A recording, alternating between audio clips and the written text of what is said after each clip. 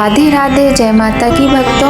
आप सभी का स्वागत करती हूँ स्पिरिचुअल ज्ञान साधना में और आप सभी से अनुरोध करती हूँ कि स्पिरिचुअल ज्ञान साधना को सब्सक्राइब कर लीजिए और बेल आइकन को प्रेस कर दीजिए ताकि आपको नई नई वीडियोस का नोटिफिकेशन मिलता है। भगवान श्री कृष्ण आखिर उनके विषय में कौन नहीं जानता होगा।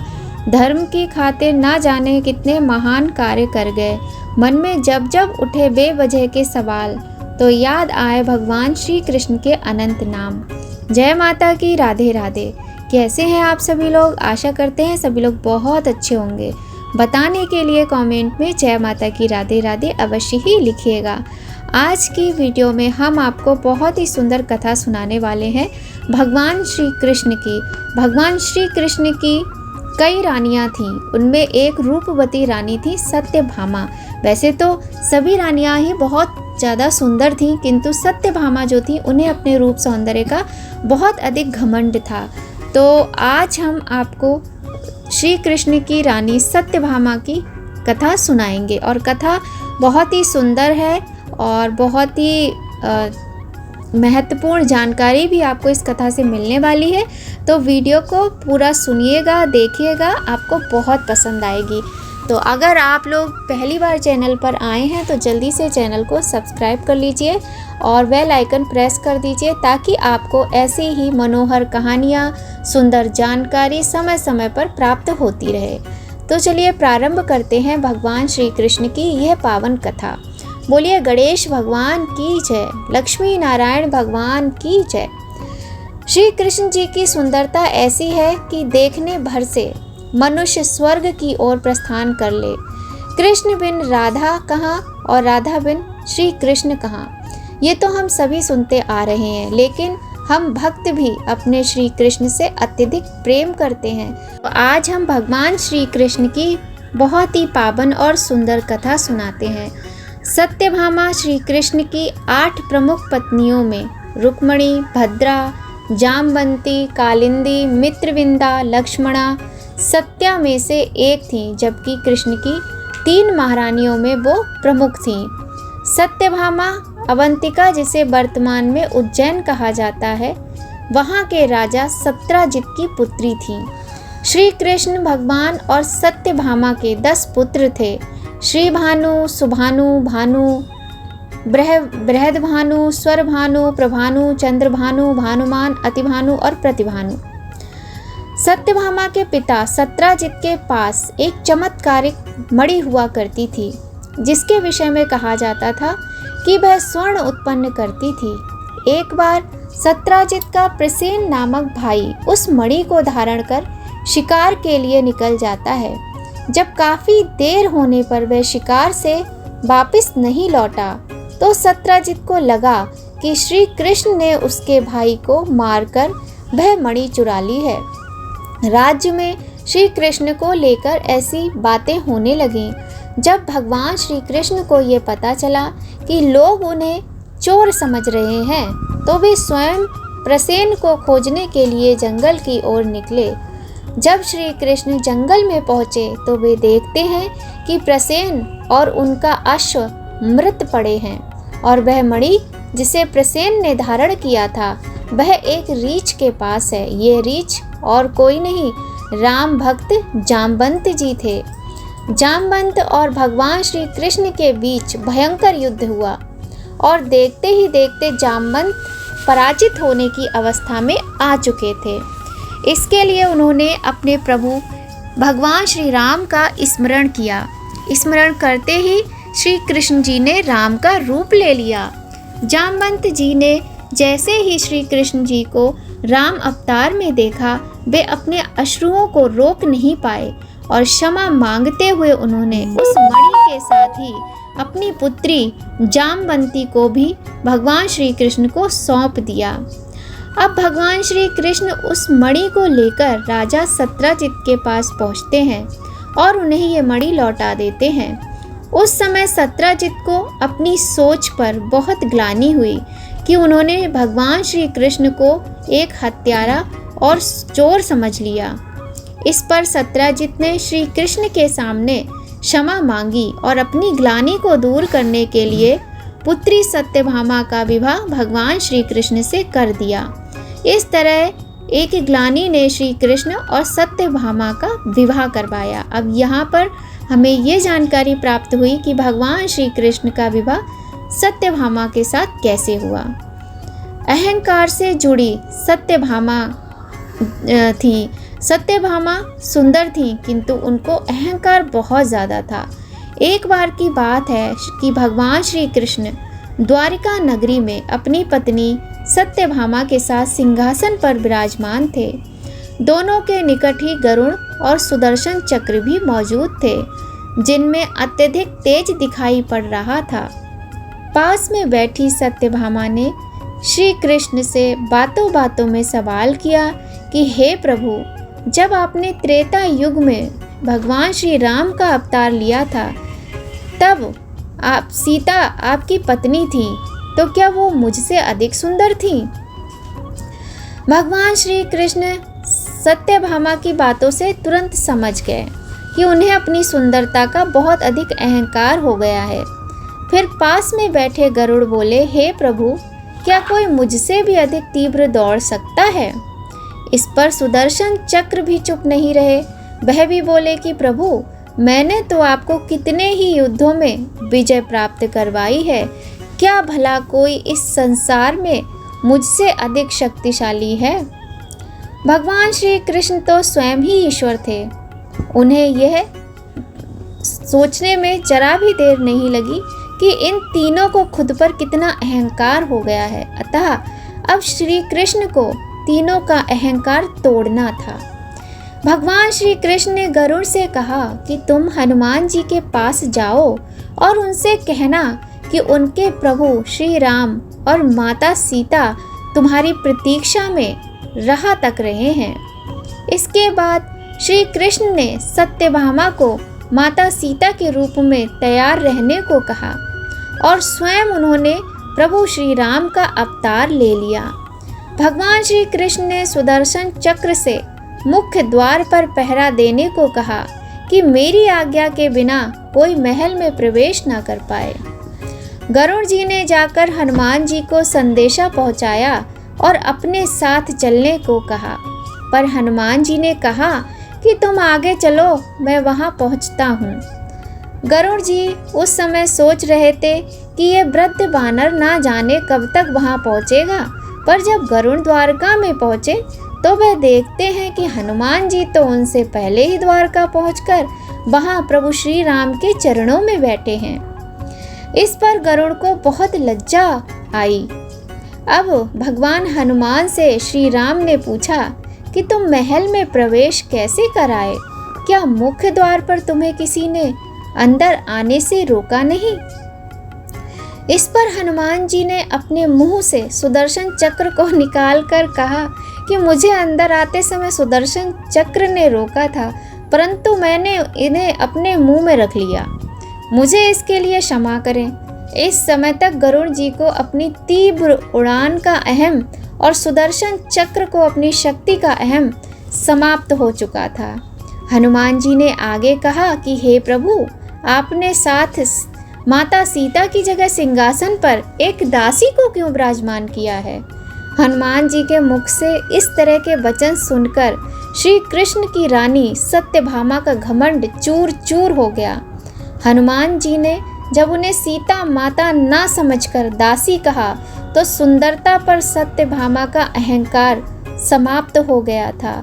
इसके बाद तीनों ही प्रभु की लीला समझ गए और प्रभु के चरणों में झुक गए। सत्यभामा पिछले जन्म में कौन थी, ये भी आपको बता देते हैं। सत्यभामा श्री कृष्ण की प्रमुख पत्नियों में थी, जो अपने पूर्व जन्म में सुधर्मा नामक ब्राह्मण की कन्या गुणवती थी। सुधर्मा ब्राह्मण ने अपनी बेटी का विवाह अपने शिष्य चंद्र से किया था। ब्राह्मण और उनके दामाद चंद्र एक बार जंगल गए थे।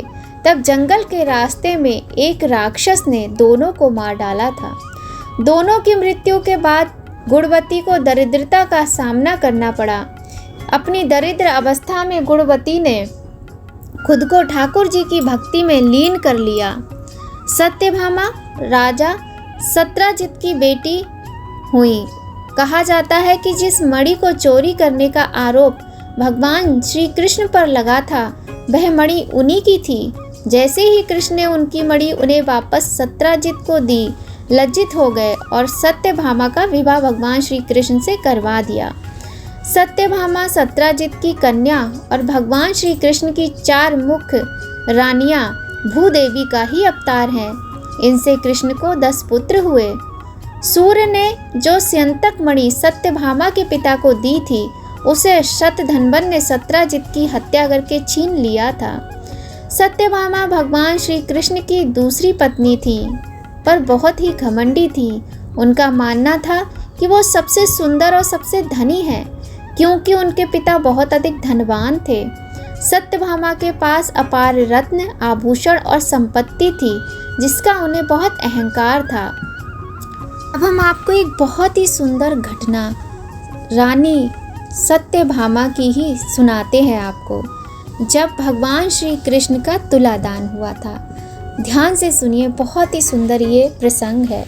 यूँ तो भगवान श्री कृष्ण की 16,108 रानियां थीं, लेकिन उन सब ने अपनी इच्छा से श्री कृष्ण जी को अपने पति के रूप में वर्ण किया था।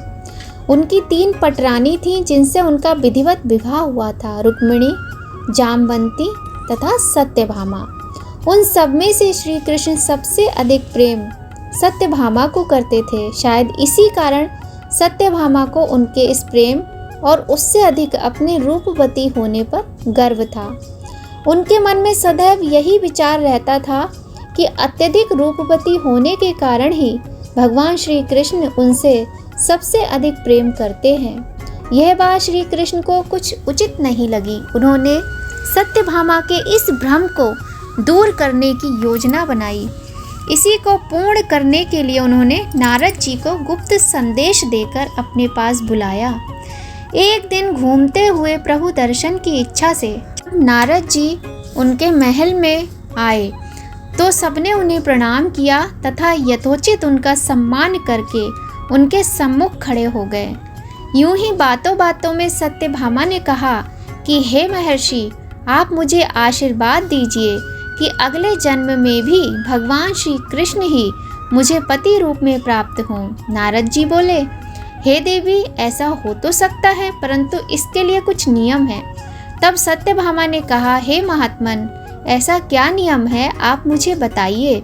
मैं अपने प्रभु को जन्म जन्मांतर को पाने के लिए सारे नियमों का पालन कर सकती हूँ।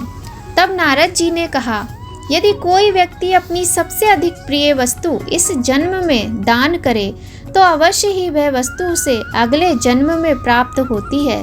तो अगर आप भी ऐसा चाहती हैं, तो आपको भी श्री कृष्ण का दान करना चाहिए, तभी वो आपको अगले जन्म में प्राप्त होंगे। तो फिर मैं प्रभु को किसे दान करूं? सत्यभामा ने नारद जी से पूछा। आप हमें ही दान कर सकती हैं प्रभु को, नारद जी बोले।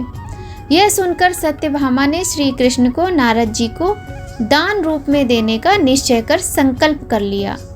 जब अपने दान की वस्तु साथ ले नारद जी स्वर्ग लोक को जाने लगे, तो सत्यभामा को चिंता हुई। उन्होंने सोचा, बाद के लिए अपना बनाना था, परंतु प्रभु तो अभी से हमसे अलग हुए जा रहे हैं। यह सोचकर सत्यभामा भागती हुई रुक्मिणी के पास पहुंची और उन्हें सारी बात बताई। तब तक नारद जी श्री कृष्ण को अपने साथ ले जाने की तैयारी कर चुके थे। तभी रुक्मिणी जी ने जाकर कहा कि हे ऋषिवर, आप प्रभु को अपने साथ कैसे ले जा सकते हैं? तो नारद जी बोले कि क्यों नहीं ले जा सकते, दान की हुई वस्तु को ले जाने में क्या बुराई है, अब तो ये मेरे हो गए हैं। तब देवी रुक्मिणी बोली, हे मुनिवर, परंतु मैंने तो प्रभु का दान किया ही नहीं है, और इन पर जितना सत्यभामा का अधिकार है उतना ही मेरा भी, इसीलिए आप इन्हें अपने साथ नहीं ले जा सकते। इस पर नारद जी बोले, हे देवी, आपकी ये बात तो उचित है, परंतु सत्यभामा ने इन्हें दान स्वरूप मुझे दिया है, इस कारण ये अब मेरे हैं, ये बात भी अनुचित नहीं है। तब सत्यभामा हाथ जोड़कर बोली, महर्षि, कोई ऐसा रास्ता नहीं है जिससे मेरा वचन भी पूरा हो जाए और मेरे पति श्री कृष्ण भी हमारे साथ ही रहें। नारद जी कुछ सोचकर बोले, एक उपाय है, यदि श्री कृष्ण के बराबर सोना व रत्न आप हमें दे दें तो हम श्री कृष्ण को आपके पास छोड़ सकते हैं। तब रानी ने खुश होकर कहा, तुलादान की तैयारी करने लगी। तब तराजू के एक पलड़े में भगवान श्री कृष्ण को बिठाया गया और दूसरे पलड़े में रानी ने आभूषण चढ़ाने शुरू कर दिए। धीरे धीरे रानी सत्यभामा का सर खजाना उस पलड़े में चढ़ गया, परंतु वो तराजू का पलड़ा जरा भी नहीं हिला। यह सब कुछ देखकर श्री कृष्ण मन ही मन मुस्कुरा रहे थे। वहाँ खड़े लोग आपस में तरह तरह की बातें करने लगे। यह देख सत्यभामा ने कहा, यदि मैंने इन्हें दान किया है तो उबार भी लूँगी। यह कहकर उन्होंने अपने सारे पहने हुए आभूषण भी चढ़ा दिए, पर पलड़ा हिला ही नहीं। यह देखकर वह बड़ी लज्जित हुई और अपने किए पर पछतावा करके रोने लगीं। यह देख श्री कृष्ण ने रुक्मिणी जी को सत्यभामा की सहायता करने का इशारा किया। अब रुक्मिणी जी ने उनके इशारे को समझा और वह मंदिर में गईं और वहाँ से एक तुलसी की पत्ती ले आईं तथा उस पत्ती को स्वर्ण आभूषणों के पल्ले में रख दिया। तुलसी दल रखते ही तुला के दोनों पलड़े का वजन बराबर हो गया। यह देखकर रानी सत्यभामा बहुत दुखी हुई। उन्होंने भगवान श्री कृष्ण तथा अन्य रानियों से क्षमा मांगी। उन्हें अपनी भूल का एहसास हो चुका था। यह देखकर श्री कृष्ण बोले, जीवन में अगर कुछ करना है तो निस्वार्थ प्रेम करो। अगर स्वार्थ के वशीभूत होकर कुछ करते हो तो अपने जीवन की बहुत सी वस्तुओं को खो दोगे। तब नारद जी तुलसी दल लेकर स्वर्ग को चले गए। रुक्मिणी श्री कृष्ण की पटरानी थी। तुलसी के कारण ही वे अपनी व अन्य रानियों के सौभाग्य की रक्षा कर सकी। बोलिए श्री कृष्ण भगवान की जय। कथा सुनने वाले सभी भक्तों पर प्रभु श्री कृष्ण का, लक्ष्मी नारायण भगवान का आशीर्वाद सदा ही बना रहे। आशा करते हैं आज की कथा बहुत ही सुंदर थी, आप सभी को बहुत पसंद आई होगी। और आपको इसमें कौन सा पार्ट सबसे अच्छा लगा कमेंट में बताइएगा। हो सकता है आप सभी पहले से जानते हो तो वो भी बताइएगा। और अगर पसंद आए तो एक लाइक भी कर दीजिए और सपोर्ट करते रहिए स्पिरिचुअल ज्ञान साधना को। तो बहुत जल्द आपसे फिर मिलते हैं नई वीडियो में नई कहानी के साथ। तब तक सभी लोग खूब खुश रहिए, स्वस्थ रहिए, प्रसन्न रहिए, अपना और अपने अपनों का ख्याल रखिए। और हाँ, जय माता की राधे राधे कमेंट में लिखना बिल्कुल भी मत भूलिएगा। जय माता की राधे राधे।